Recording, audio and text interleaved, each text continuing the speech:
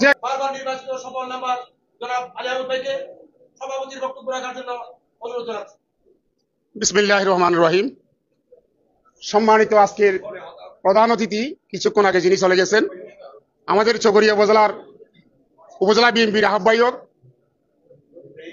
প্রধান বক্তা, সাবেক ছাত্রনেতা, সাবেক যুবনেতা, সাবেক বিএনপি নেতা, বর্তমানেও বিএনপির চকরিয়া উপজেলার সদস্য সচিব হিসেবে তিনি দায়িত্ব পালন করেন, জনাব এম মুবারক আলী।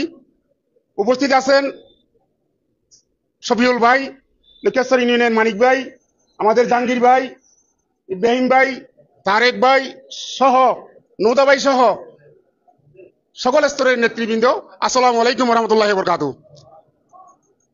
আমি প্রধান বক্তার একটু দৃষ্টি আকর্ষণ করছি। আসলে আমরা বুঝে উঠতেছি না আপনারা কি করতে যাচ্ছেন। যদি আমরা সিনিয়র পার্সন চিরিং ইউনিয়ন থেকে আরো দুই একজন নিয়ে এই যে সম্মেলনের আয়োজন করছেন বা আলোচনা সভার আয়োজন করছেন, এই স্থান, তারিখ এবং অন্যান্য আরো কিছু বিষয় আছে, এগুলি চিরিং ইউনিয়নের সিনিয়র পার্সন থেকে 2-5 জন নিয়ে যদি আলোচনা করে এই জিনিসটা ঠিক করলে ভালো হবে বলে আমি মনে করি। যে কারণে চিরিং ইউনিয়ন আর অন্যান্য ইউনিয়নের মধ্যে অনেক ডিফারেন্স আছে। চিরিং ইউনিয়ন একটা ক্রাইম এলাকা, যেখানে এখনো পর্যন্ত আমাদের বিএনপির কোনো নেতাকর্মী মাথা উঁচু করে কথা বলতে পারছি না। কারণ এখনো বাড়িজাবরের গুন্ডা বাহিনীরা, সন্ত্রাসেরা, জিয়াবুলের বাহিনীরা, বাড়িজাবরের বাতিজা জিয়াবুলের বাহিনীরা এখনো ফড়া মহল্লায়, গ্রামে গঞ্জে অস্ত্রের মহড়া দিয়ে যাচ্ছে। বুকের মধ্যে ক্রস বেল বাঁধছে, গোলা বারুদের ক্রস বেল বেঁধে অস্ত্র নিয়ে মহড়া দিচ্ছে। এগুলি দেখার কেউ নাই। বর্তমানে চকরিয়া উপজেলা থেকে চিরিং ইউনিয়ন একটা আলিদা ইউনিয়ন হিসাবে আমরা দেখছি, যা কি বলে গোপালগঞ্জের মতো, দ্বিতীয় গোপালগঞ্জ হিসেবে এখন চিরিং ইউনিয়ন আছে। আমাদের মুরব্বীর একটা কথা বলে, আমরা রাত্রে 10টা হাল জুড়ি সকালে শ্বাস করার জন্য। সকালে গিয়ে দেখি একটা হালও জুড়তে পারি না। একটা গরু পা নষ্ট হয়ে গেছে, আরেকটা নাঙ্গল নষ্ট হয়ে যায়, আরেকটা জুমাল নষ্ট হয়ে যায়, আরেকটা নষ্ট হয়ে যায়।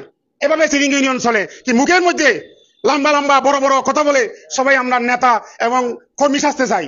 আসলে বাস্তবে গিয়ে কি আছে চিরিং ইউনিয়নে, কি চলছে, এগুলি একটু দেখার বিষয়। আমি বলবো, আপনাদের দৃষ্টি আকর্ষণ করি, এই যে স্থান নির্ধারণের ক্ষেত্রে আমি বললাম সৌদার গুনার স্থানটা মধ্যখানে হলে, আমি একটু বলি মধ্যখানে হলে আমাদের ভালো হয়, তবে আমাদের কিন্তু নিরাপত্তা নাই সেখানে। আর পশ্চিম পাশে হলে এখানে দেখার যে রাস্তা না। আচ্ছা, এখানে অনেকে বিরোধিতা করছে, আবার যারা বিরোধিতা করছে তারা তো এখানে 18 বছরই ছিল না। কি জানে এরা এখানে কি জানে এরা? যারা এখানে